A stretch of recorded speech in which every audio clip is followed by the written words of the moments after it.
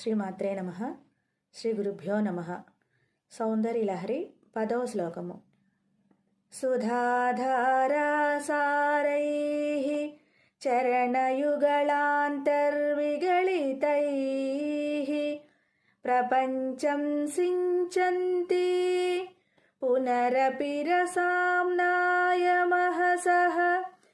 అవాప్య స్వాం భూమిం భుజగనిభం అధ్యుష్టవలయం స్వమాత్మానం కృత్వా స్వపిశికులకుండే కుహరిణి.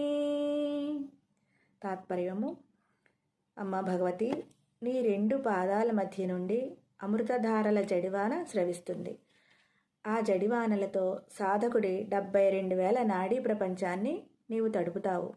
ఆ తరువాత అమృతరూప కాంతి గల చంద్రుని విడిచి నీ స్థానమైన మూలాధార చక్రాన్ని తిరిగి పొంది అక్కడ నీ స్వరూపంలో పాము వలె చుట్టలు చుట్టుకొని తామరపువ్వు దుద్దులోని సన్నని రంధ్రంలో కుండలిని శక్తిగా నీవు నిద్రిస్తావు.